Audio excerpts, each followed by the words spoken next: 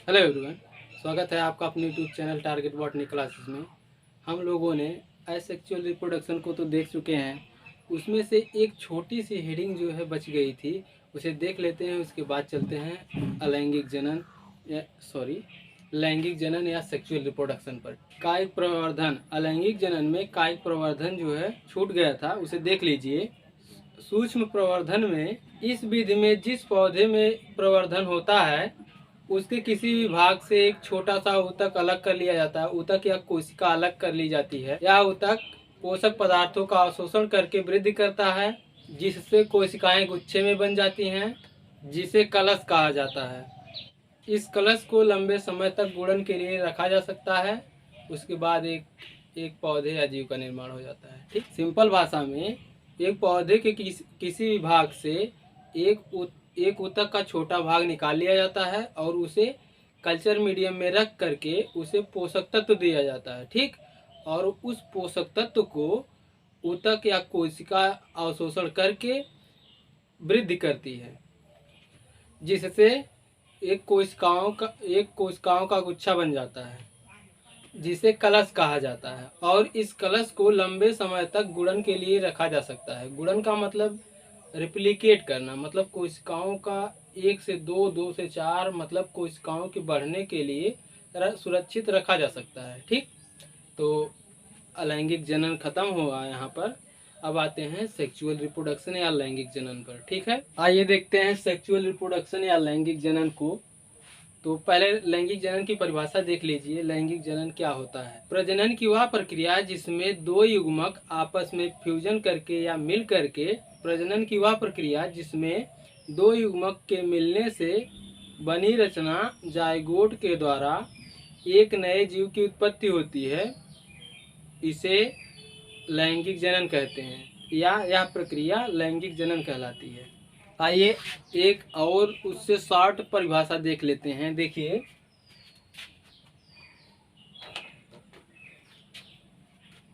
Sexual reproduction, ठीक, या लैंगिक जनन,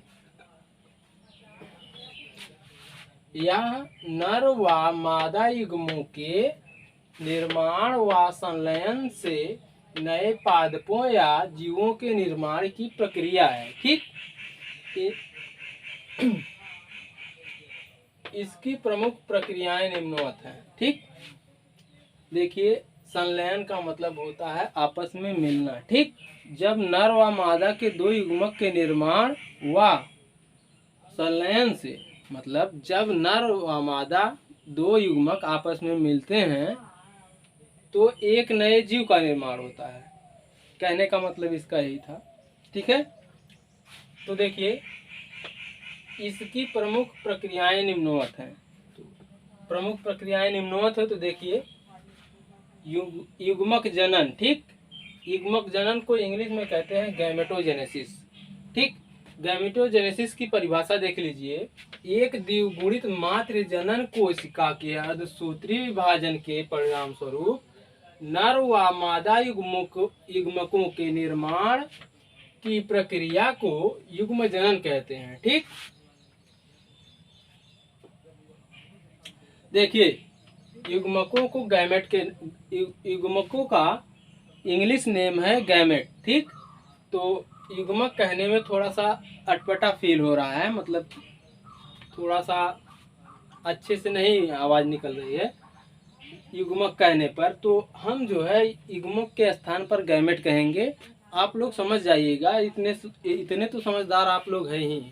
थोड़ा बहुत आप लोगों को भी अंग्रेजी जानना चाहिए, क्योंकि आगे चल करके अगर आप बीएससी करेंगे तो इंग्लिश ही काम आएगी वहाँ पर। ठीक, युग्म जनन जो है अलग अलग पादप समूहों में अलग अलग प्रकार से होता है। ठीक, तो इसमें है नंबर 1, शैवालों में युग्मक जनन, इसे गैमेटोजेनेसिस कहते हैं। एल्गी में गैमेटोजेनेसिस इन एल्गी। ठीक, एल्गी में युग्म जनन। ठीक, शैवालों में युग्मक का निर्माण युग्मक धान्य में होती है। ठीक, गैमेट के व्यवहार, रचना एवं प्रकृति के आधार पर शैवालों में लैंगिक जनन तीन प्रकार का होता है। तो इसमें है नंबर 1, शैवाल में नंबर 1 है। ठीक, समयुग्मी, या इंग्लिश में कहते हैं इसे आइसोगैमस। देखिए शब्द ही बता रहा है कि हम क्या कहना चाह रहे हैं। ठीक, देख लीजिए, समयुग्मी लिखा है ना। सम मतलब समान, युग्मी मतलब युग्मक, एक समान युग्मक, ठीक, या एक समान गैमेट। तो आइए इसकी परिभाषा देखते हैं। इस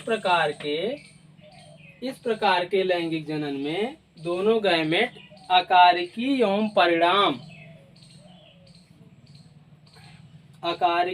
परिणाम में समान होते हैं। ठीक, आकारिकी का मतलब जो होता है उसका बाहरी रूपरेखा, उसका बाहरी आकार, दोनों गैमेट का बाहरी आकार एक समान रहेगा। ठीक, समान होते हैं। जब बाहरी रूप से दोनों गैमेट का साइज, आकार व रंग रूप सब एक समान रहेगा, तब उसे पहचान कैसे करेंगे कि ये मेल है या फीमेल है गैमेट।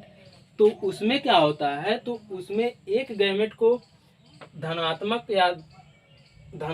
से और एक को ऋणात्मक से चिन्हित किया जाता है कि यह धनात्मक है और यह ऋणात्मक है। ठीक, तो आइए उसके आगे देखते हैं।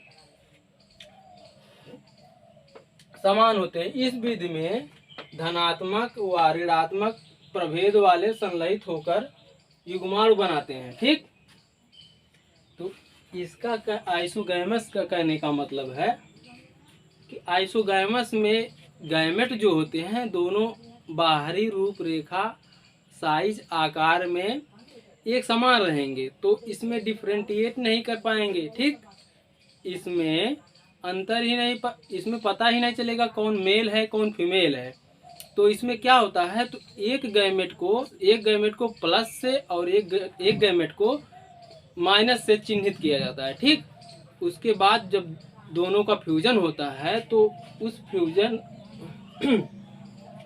तब जब दोनों गैमेट का फ्यूजन होता है तो उसे कहते हैं जाइगोस्पोर। ठीक, जब दोनों गैमेट का फ्यूजन होता है तो जाइगोस्पोर का निर्माण होता है। देख लीजिए यहाँ पर ये दो गैमेट हैं, दो युग्मक हैं, इसमें एक को प्लस से चिन्हित किया गया है और एक को माइनस से चिन्हित किया गया है। ठीक,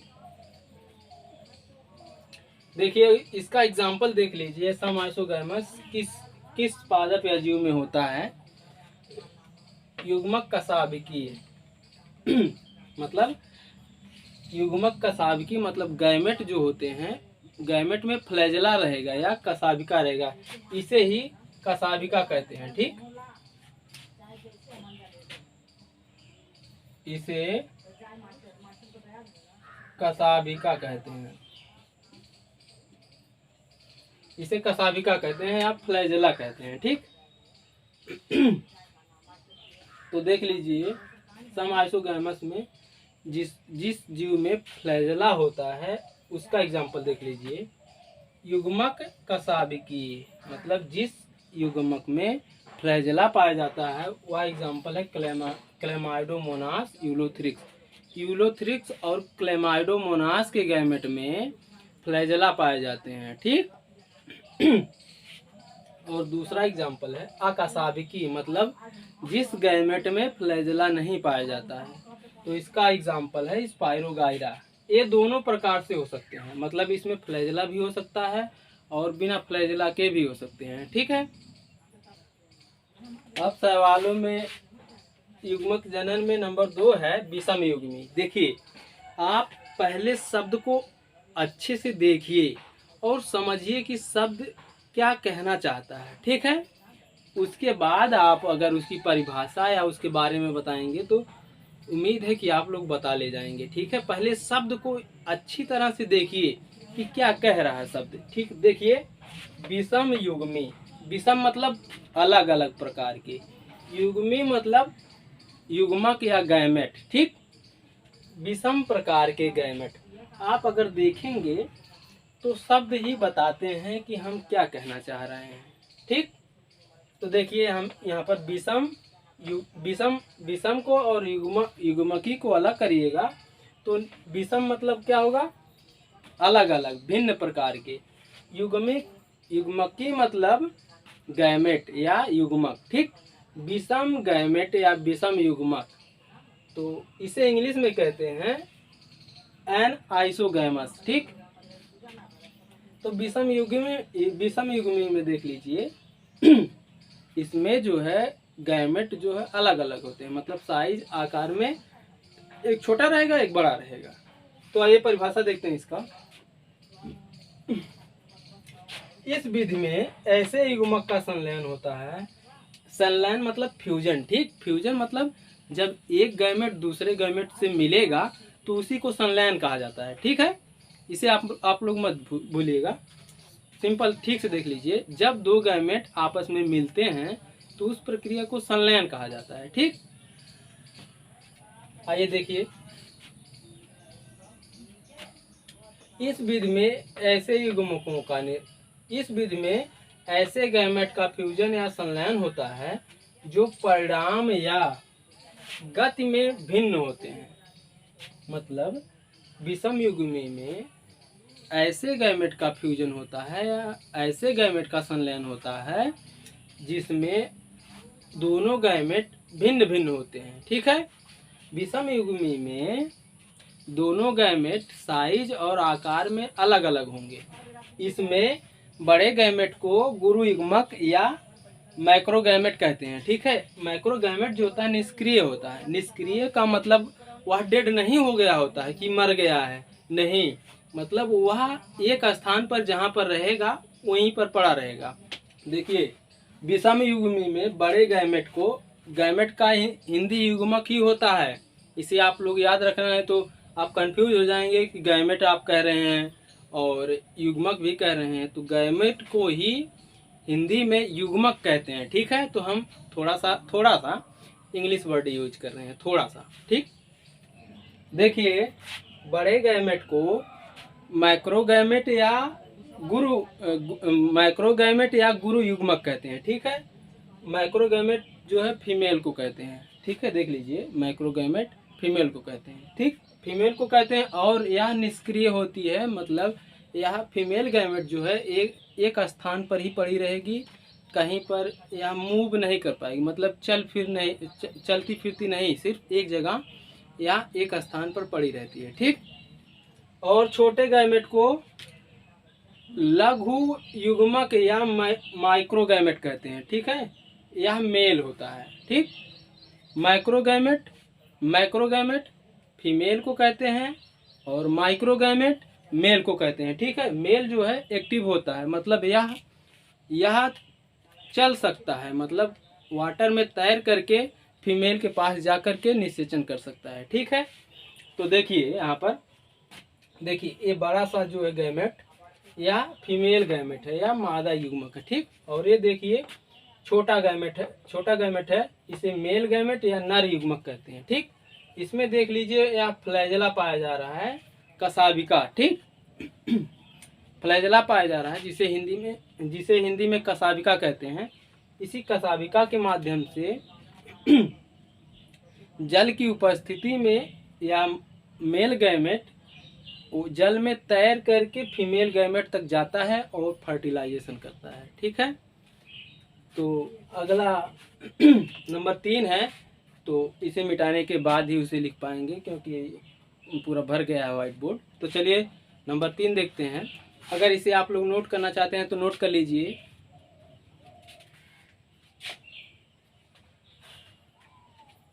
वीडियो रोक करके नोट कर लीजिएगा, हम जा रहे हैं मिटाने।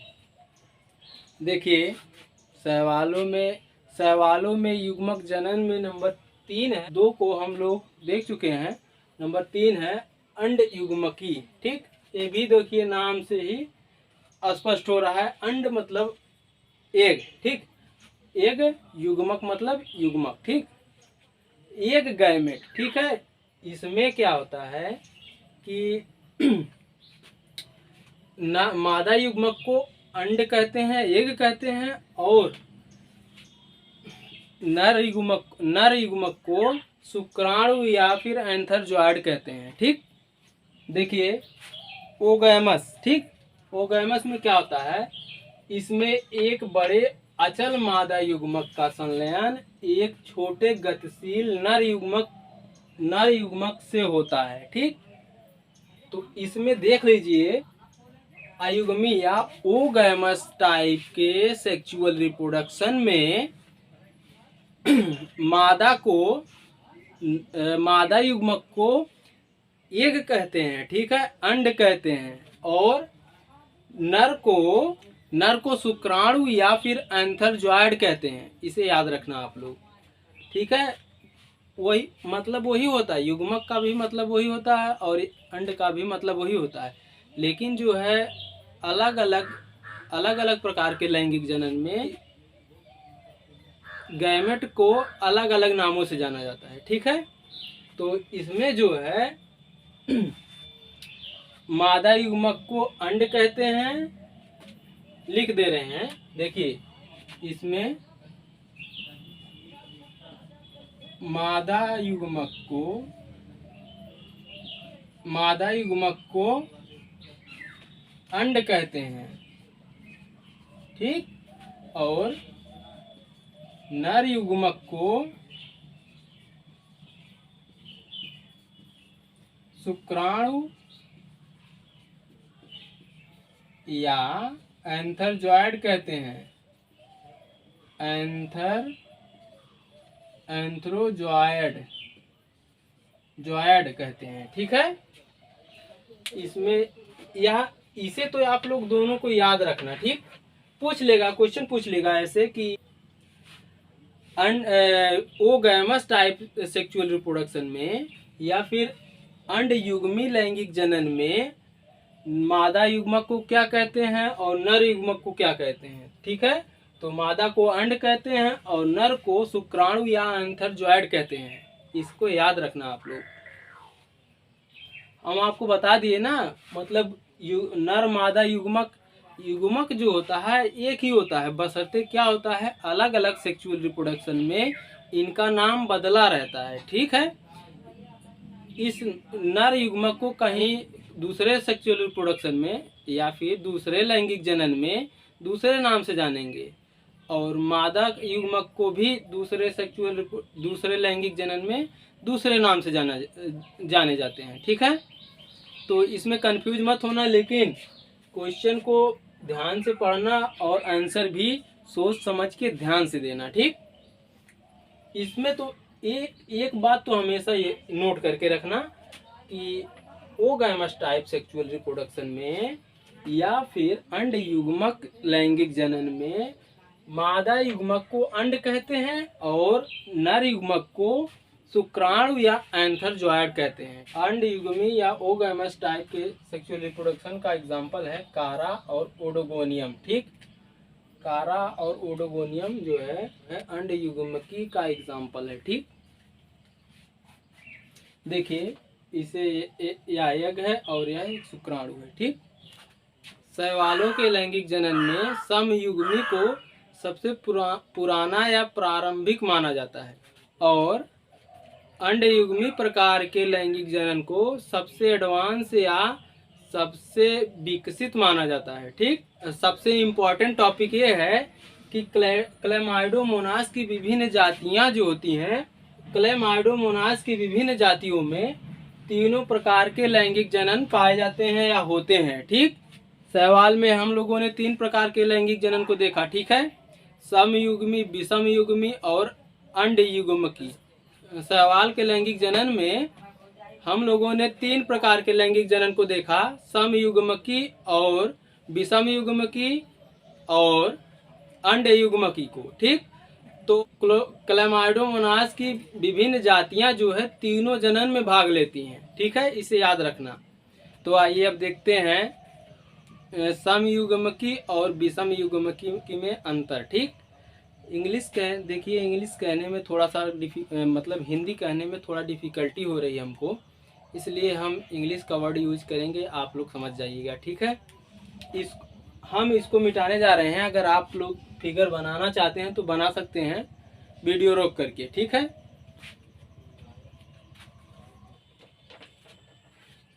आइए देखते हैं समयुग्मकी तथा विषमयुग्मकी में अंतर, ठीक। आइसोगैमस और एन आइसोगैमस में अंतर, ठीक। तो आइसोगैमस में देख लीजिए, संलयन करने वाले युग्मक आकारिकी में तो समान होते हैं परंतु कारिकी में असमान होते हैं। ठीक, जैसे संलयन का मतलब तो आप लोग जान रहे हैं कि दो गैमेट का मिलना संलयन कहलाता है। ठीक, और आकारिकी मतलब दोनों गैमेट तो बाहरी रूपरेखा से एक समान रहेंगे। ठीक, परंतु उनके कारिकी मतलब उनके कार्य अलग अलग होंगे। ठीक, उनके कार्य अलग अलग होंगे। तो संलयन करने वाले युग्मक आकारिकी में तो समान होते हैं परंतु कारिकी में असमान होते हैं। ठीक है, एन आइसोगैमस में देख लीजिए, संलयन करने वाले युग्मक परिणाम या गति में भिन्न होते हैं। ठीक, संलयन मतलब फ्यूजन करने वाले युग्मक परिणाम या गति में भिन्न होते हैं। परिणाम मतलब उनके आकार में और गति में भिन्न होते हैं। मतलब एक गैमेट का आकार बड़ा होगा और एक गैमेट का आकार छोटा होगा। ठीक, और एक गैमेट चल सकता है और एक गैमेट नहीं चल सकता है। ठीक, और दूसरा है देख लीजिए, आइसोगैमस में माइक्रोगैमेट और मैक्रोगैमेट का निर्माण नहीं होता है। ठीक है, मैक्रोगैमेट और माइक्रोगैमेट तो हम अभी अभी जस्ट पीछे बताए हैं, आप लोगों को याद होगा, इतनी जल्दी भूलना नहीं चाहिए। ठीक, तो विषम युग्मी यानी एन आइसोगैमस में देख लीजिए, एन आइसोगैमस में माइक्रोगैमेट और मैक्रोगैमेट दोनों पाए जाते हैं। ठीक, या फिर ऐसे कह सकते हैं लघु युग्मक और गुरु युग्मक दोनों एन आइसोगैमस में पाए जाते हैं। तो नंबर 3 है देख लीजिए, यह प्रायः एक कोशिकीय जीवों में होता है। आइसोगैमस जो होता है वह एक आइसोगैमस लैंगिक जनन यह प्रायः एक कोशिकीय जीवों में होता है। ठीक है, एक कोशिकीय जीवों का एग्जाम्पल है मोनोसिस्ट। ठीक, और एन आइसोगैमस लैंगिक जनन यह प्रायः कवकों व शैवाल में होता है। ठीक, तो आइए आगे देखते हैं माइक्रोगैमेट और मैक्रोगैमेट में अंतर, लघु युग्मक और गुरु युग्मक में अंतर। ठीक, तो अगला नंबर है लघु युग्मक तथा गुरु युग्मक में अंतर। ठीक, माइक्रोगैमेट तथा मैक्रोगैमेट में अंतर। आइए देखते हैं। नंबर 1, नर युग्मकों को लघु युग्मक कहते हैं और मैक्रोगैमेट या गुरु युग्मक मादा युग्मक को गुरु युग्मक कहते हैं। नंबर 2 है, ये आकार में छोटे होते हैं और इसमें ये अपेक्षाकृत आकार में बड़े होते हैं। माइक्रोगैमेट में इनका उत्पादन अधिक संख्या में होता है। ठीक, मैक्रोगैमेट में इनका उत्पादन कम संख्या में होता है। माइक्रोगैमेट में इसमें पोषक तत्व का संग्रहण नहीं होता है। इसमें पोषक तत्वों का संग्रहण नहीं होता है। मैक्रोगैमेट में इनमें प्रायः उच्च मात्रा में पोषक पदार्थ संचित रहते हैं। माइक्रोगैमेट में ये चल होते हैं। चल का मतलब माइक्रोगैमेट जो हैं यह एक स्थान से दूसरे स्थान तक जा सकते हैं। ठीक है, और मैक्रोगैमेट में यह प्रायः अचल होते हैं। मैक्रोगैमेट यह एक स्थान से दूसरे स्थान तक नहीं जा सकते। ठीक, इसीलिए इसे कहते हैं अचल, नॉन मोसाइल, या एक स्थान से दूसरे स्थान पर नहीं जा सकते। ठीक, सो आज के लिए बस इतना ही और मन लगाकर पढ़ाई कीजिए। देखिए, जब तक आप पढ़ने में इंटरेस्ट नहीं लेंगे तब तक आपको पढ़ाई बोरिंग लगेगी। जब पढ़ाई में इंटरेस्ट आने लगेगा तो अब जाहिर सी बात है आपको पढ़ने का मन करेगा और अच्छे से समझ में आएगा। पढ़ते रहिए, ऑल द बेस्ट। और हाँ, इस लेक्चर में अगर कोई भी टॉपिक आपको समझ में ना आए तो कमेंट करके बताइए। हम कोशिश करेंगे कि अगले लेक्चर में आपका टॉपिक जो आपके समझ में नहीं आया है उसे हम समझाने की कोशिश करेंगे। पढ़ते रहिए, ऑल द बेस्ट।